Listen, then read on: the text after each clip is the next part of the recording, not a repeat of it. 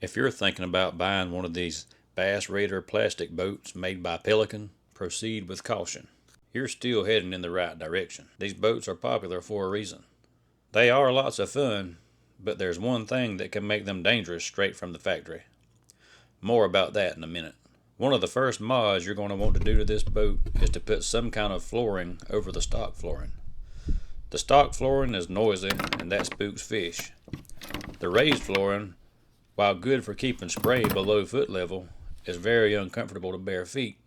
And who wants to wear shoes in warm weather on a boat? The bigger problem is the raised portions of the floor can be a bit of a trip hazard. They give the boat a false sense of insecurity. Stepping into one of those grooves with the side of your foot can make you feel like the boat is going to flip.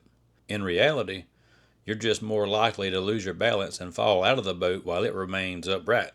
At first glance, you may think you've seen this before, but nobody has done a raider quite like this one. Let me show you what I mean. These are the tools we'll be using for the job. A tape measure, a Sharpie, a razor knife, a Mora knife, Loctite spray adhesive. I chose that because it specifically said for use on foam. And we'll be using a 2-foot level. Here I took my measurement, and our first 4 pieces will be cut at 20 inches. I'm cutting from both sides. I don't want any of those locking tabs showing on the side like I've seen on some boats. Now we just mark a straight line to cut off the tabs. This razor knife was sucking. I only used it for one cut, but I had a few more tricks up my sleeve.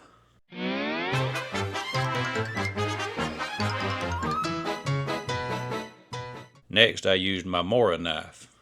Then I used a machete. Then a different machete. Then a tactical hatchet. And lastly, an old camping hatchet. All of these cut better than the razor knife. I test fitted the first layer to the boat, and then took my second measurement. Because of the curvature of the boat, I'm able to cut the second layer at 21 inches, giving me a full inch more usable floor space from side to side. Here I'm going to start fitting and marking for my top layer. Just for reference, one 4-piece foam set is about 5 pounds. We're using 2 packs for a total of about 10 pounds. A lot of people are putting 3/4 inch pressure treated plywood in the bottom of these boats. And a 3/4 inch sheet of plywood can weigh 95 to 100 pounds. Cut that in half and you have a 2x8 piece coming in at 42.5 pounds. But you still have to add 2 more feet of length to finish the floor. All said and done, you have 62.5 pounds in just plywood alone. And in a small boat like this, that difference matters more than you think. While this weight difference is huge when loading and unloading the boat, or if you end up having to drag the boat over dry land or obstacles, it goes beyond that. Less weight means the boat sits higher in the water, which helps with drag and overall efficiency. It also helps with balance. You're not adding a bunch of mass up high like a bass boat, so the boat stays more predictable when you move around.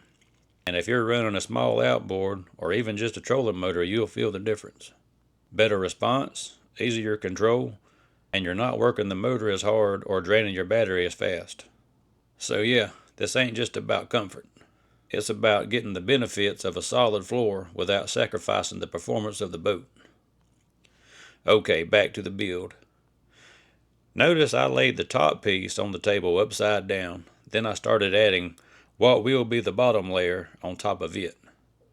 Another important thing, you'll see when I go to glue down the first piece, each piece will be staggered dead center of the piece above or below it.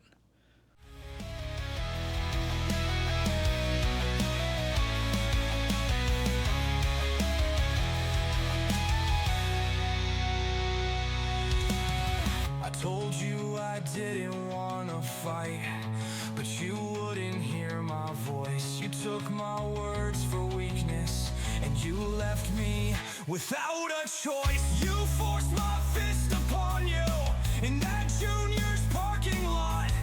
I spent the next few weeks out on the lam, waiting to see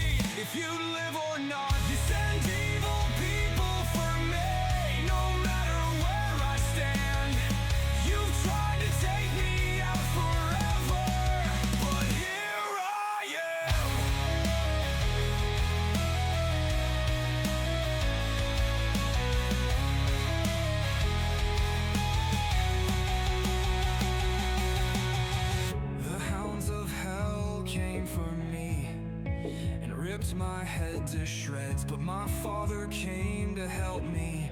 And your wolf pack wound up dead. You don't know when to give up. You've tortured me from the start. I hit rock bottom more than once, but I never fell apart.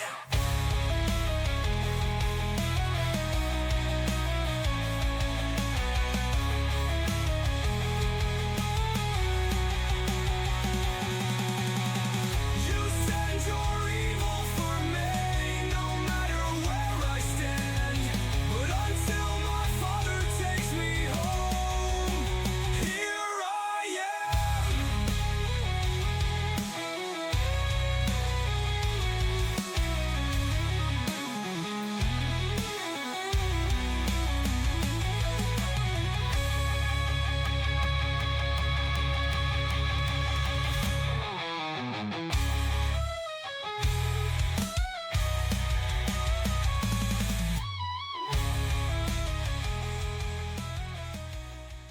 Now this is perfect. It's firm enough you won't trip over the ribs in the boat, yet perfectly comfortable to walk or stand on barefooted. You wind up with one solid piece about 7/8 of an inch thick. Now when you get ready to clean the boat out, you can just snatch all this out at one time with very little effort. Spray or scrub the floor beneath it and throw this back in no time flat. And that's just how simple it is to make yourself a solid, lightweight, comfortable, easy to remove and easy to reinstall floor system for your Bass Raider, Bass Raider 10E, or Bass Raider 10E NXT.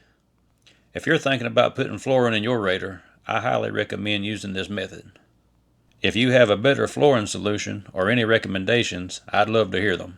We're going to be testing some different size outboard motors on here real soon, so be sure to come back for that. But don't dare hit that like, subscribe, or notification bell. What the heck. Go ahead if you really want to. Thanks for watching. Do you see that movement right there? You're not going to stop that movement in that joint. But because I have a solid glued down mat here and a solid glued down mat here, that's going to help hold that from coming apart. My other seam, just like this, is in the middle up under this right here, and it's got the same support as this one does. So that's just my 2 cents worth. Hope you enjoyed it. Thanks for watching.